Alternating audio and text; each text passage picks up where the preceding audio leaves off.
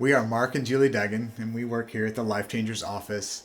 And we just wanted to share a bit of our conversation from this recent week as we're coming into Resurrection Sunday and just leave you with a bit of encouragement here. Well, just thinking about Holy Week, a theme that Bob has coined, certainty versus confidence, has been in our thoughts and in our conversation. And just starting out the week with Palm Sunday, I've thought, what an air of certainty there was in that day. I think about the crowds and how they had been steeped in the ancient prophecies and how they would have heard and anticipated the triumphal entry of Jesus coming into of the Messiah coming into the city riding on a donkey. And I wonder what was in their minds as they laid down palm branches and took off their cloaks and laid them on the ground and called out, Hosanna, blessed is he who comes in the name of the Lord. Many would have heard of recent miracles, the water being turned to wine, the healing of blind men, the cleansing of lepers, the raising from the dead. Some would have witnessed miracles. Sure. And those who walked closest with Jesus would have been listening and serving and waiting for the start of the revolution. Yeah. And I'm sure there were many schools of thought on exactly what the revolution would look like or what it would be like to throw off Roman rule. But we do know from the snippets of the conversations between the disciples that they believed Jesus was going to reign and that they were going to sit on his left and right hand. Jesus did speak of a revolution. Sure. But it was a revolution in thinking and in living and surrendering. God's kingdom requires confidence. We won't be certain of every outcome, but we can have confidence in his goodness and who he is. His ways are higher. His ways are greater. Most of his ways, or some of his ways at least, lead through the cross. We've all experienced that. Sure. But he has let us know death doesn't have the last word. Through his coming, he has shown us that resurrection follows.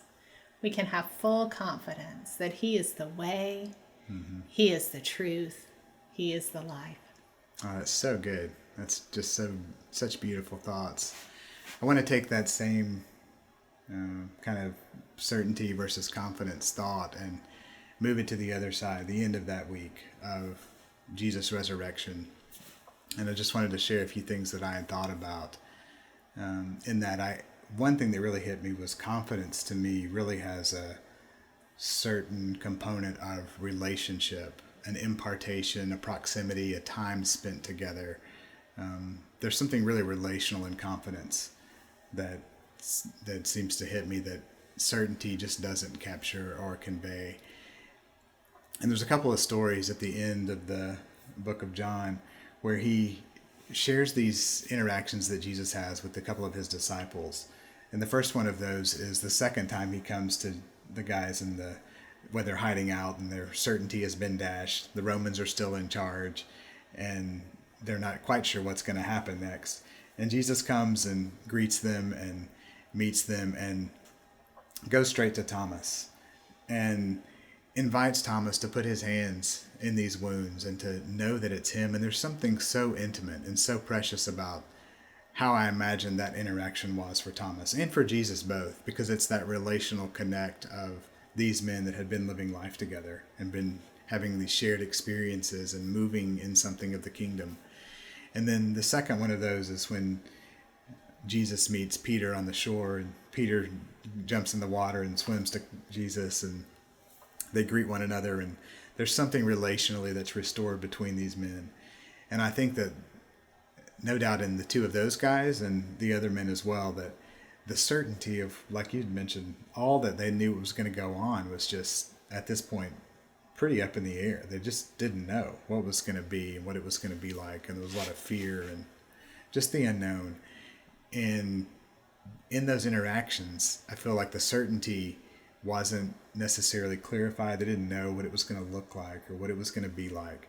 But their confidence in who Christ was, because he was there in human form, meeting them and greeting them and spending time with them in this resurrected body, that their confidence in who Christ was and went from here to here.